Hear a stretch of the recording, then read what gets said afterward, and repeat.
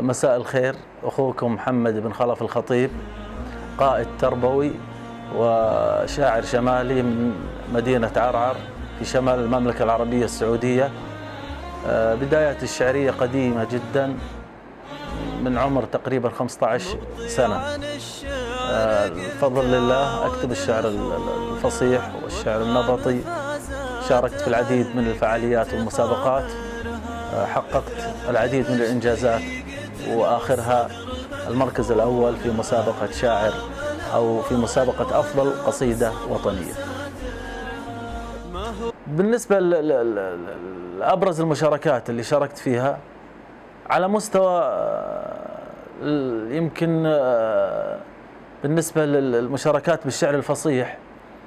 أنا حققت المركز الثاني من 360 شاعر.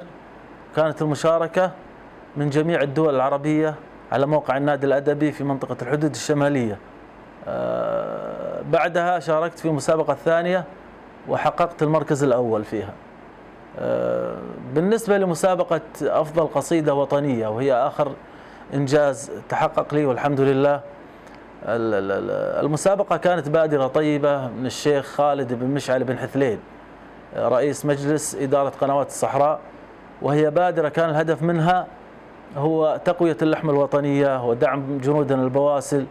في هذه الظروف التي تمر فيها المنطقة. طبعا عرفت عن المسابقة من خلال تغريدة الشيخ أولا، ثم من خلال إعلانات في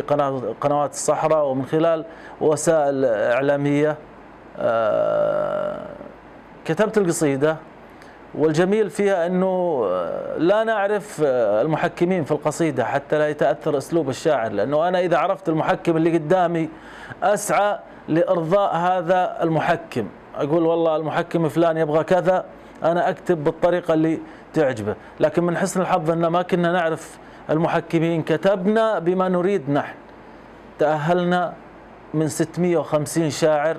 أنا ومجموعة من الشعراء المميزين أمسي عليهم، الشاعر الكبير هلال بن سرور المطيري، والشاعر الكبير حسين اليامي، والشاعر مخلد العزيزي، والشاعر باني البقومي، وأمسي عليهم على جميع القائمين في قناة الصحراء. طبعا حققت المركز الأول، وهذا شرف وفضل لي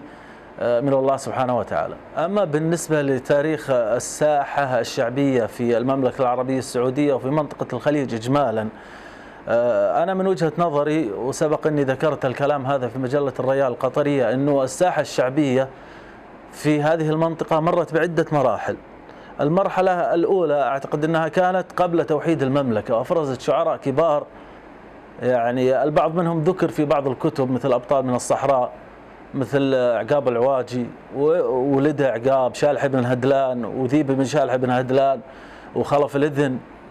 شعراء جسدوا لنا الماضي الذي كانوا يعيشون فيه، وكان نمط الكتابة وأسلوب الكتابة متأثر جدا بالبيئة المحيطة، البيئة المتحركة والبيئة الثابتة. متحركة كالأحداث اليومية، المخلوقات التي كانوا يعتمدون عليها كالإبل والخيول، الثابتة كالجبال والسهول والوديان وغيرها. المرحلة الثانية جاءت بعد استيطان الناس، أو بعد توحيد المملكة واستيطان الناس للمدن والقرى، وكذلك حدث هناك تغير في أسلوب الكتابة، وأفرزت لنا شعراء كبار، من ضمنهم محمد بن عبد الله القاضي، ومن ضمنهم المرحوم مثلا رشيد الزلامي، وكثير من الشعراء. المرحلة التي أنا أرى أنها جمعت القديم والجديد هي المرحلة التي بدأت في بداية الثمانينات الميلادية، وكان فيها نوع من الدمج بين المرحلتين السابقة، إضافة إلى نوع من الحداثة، حتى استمرت هذه المرحلة إلى بداية أو منتصف التسعينات. بعدها مرحلة الفضاء، وهذه المرحلة حدث فيها ثورة فضائية،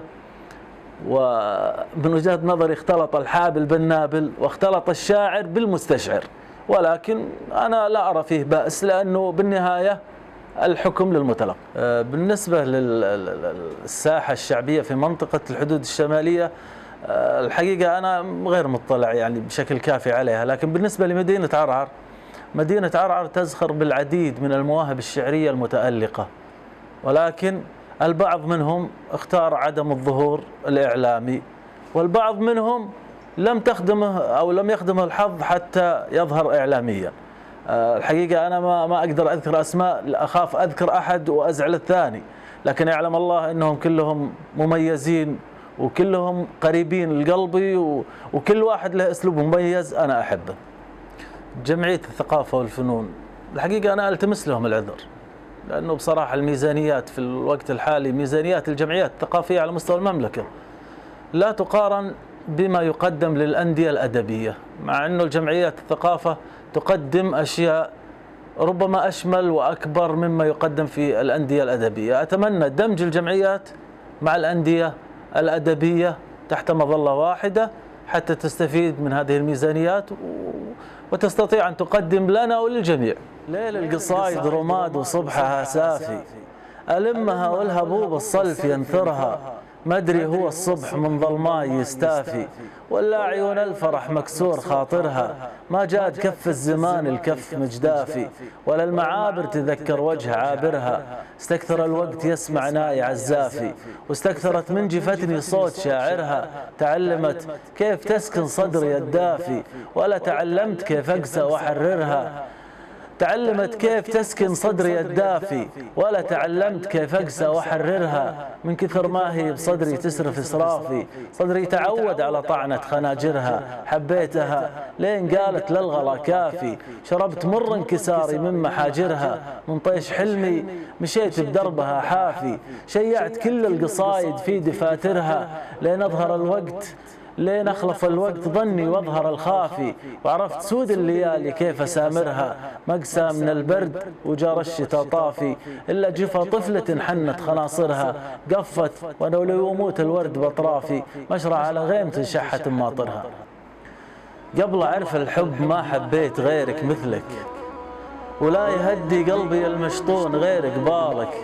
يوم أشوفك والعنى يجتاحني واندهلك، ينجلي همي اللي شميت ريحة شالك، يا بعد روحي عسى روحي فداك ولجلك،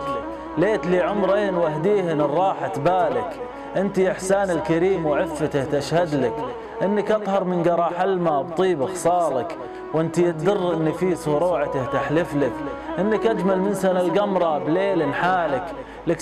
ثرى قلبي مداس وعزتي ترخص لك، تنحني لك قامتي راضي وحب ظلالك، لو بغيتيني دفى ليلة شتاء لنسجلك، أغزل عروقي على نول الوفا وانطالك، أجمع ضلوعي حطب لحظة رضا واقدحلك، واشرب همومك قبل تسكن سوادة شالك، اسكني باخر مدى شوفي ومدي رجلك، والله إني لمشي الرمضة بدرب وصالك، كل ما لديت بعيونك سألني طفلك، الغرير اللي سكن دمه لذيذ زلالك، عن بقايا عمره اللي ودعه في رحلك، وعن وفا دينك وعن قصة عظيم أعمالك، يوم كنت أرقد على ذراعك وسهر نجلك، في دفا حضنك وأحس بالنسهر يحلالك، يومها ما كنت أعرف إني رهين لفضلك، ولا عرفت إن الوفا يدفع ثمن من مالك، كيف ما أشيلك على كفوف الهنا وأتعب لك، وانتي الجنة مهرها تحت شرك عالك.